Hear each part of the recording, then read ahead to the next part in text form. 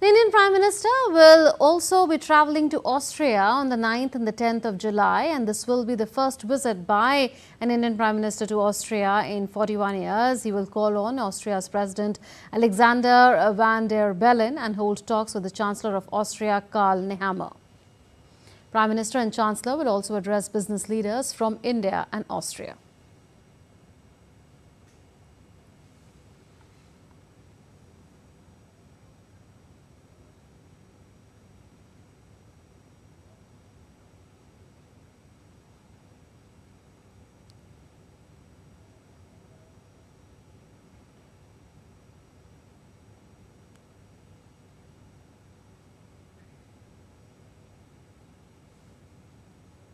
Prime Minister Narendra Modi on Sunday termed his upcoming visit to Austria an honour on the occasion of 75 years of diplomatic relations between India and Austria.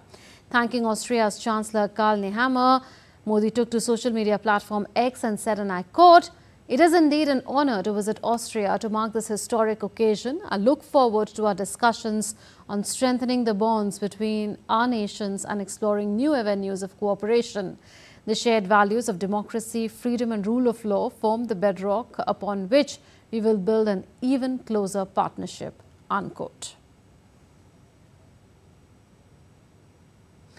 India's Prime Minister Narendra Modi will be visiting Austria for 2 days starting the 9th of July. It's in 41 years that an Indian PM is visiting Austria, and its capital Vienna is also home to a number of global bodies such as the International Atomic Energy Agency or the IAEA. DD India's Gautam Roy has spoken with IAEA Director General Emeritus Mohammad Al-Baradei on India's standing as a responsible nuclear power. Listen into this global exclusive. We have with us Director General Emeritus of IAEA Mohammad Al-Baradei to talk about what kind of a role is India playing as a responsible nuclear power in terms of decarbonization of the global energy mix as well. Mr. Baradei, what do you make of this proposition that India has been a responsible nuclear power and it's contributing as well to decarbonization of the world? India clearly is a country that in huge need of renewable energy, in huge need of electricity, clean energy. Without energy, as we know, there is no development. You have been a pioneer in trying to use nuclear energy, and you have developed even your own reactors way back. But now, with what we know about climate change, we recognize that we need to use much more of nuclear energy because it's a clean source of energy. We help our member states in every aspect of these issues to make sure that they use nuclear energy in a responsible way, and we help them in technically, administratively, politically to make sure that they maximize the use of nuclear energy and minimize the risk.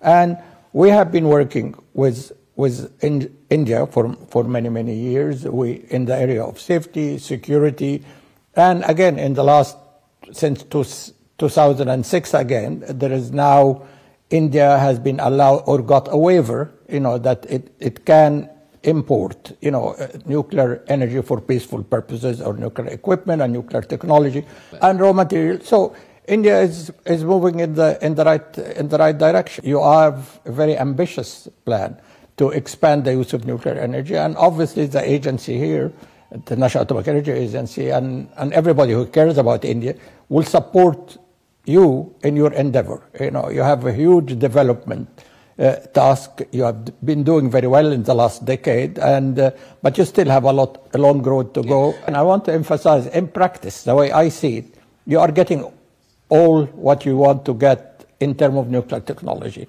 There are those also who are in principle, like I think New Zealand, Austria, in fact, Ireland, who on principle saying this has to be, any country that part of the nuclear supply group has to be part of the NPT.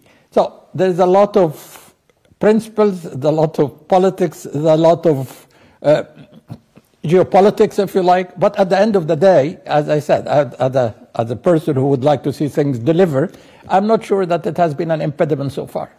Thank you for speaking to DD India. And that's Mohammed Al-Baradei saying that as far as the membership of India to the nuclear supply group is concerned, it's an interplay between principle and politics, and there's no impediment because of the waiver that India got in 2006 to this country playing an important role as far as decarbonization of the world is concerned using nuclear energy.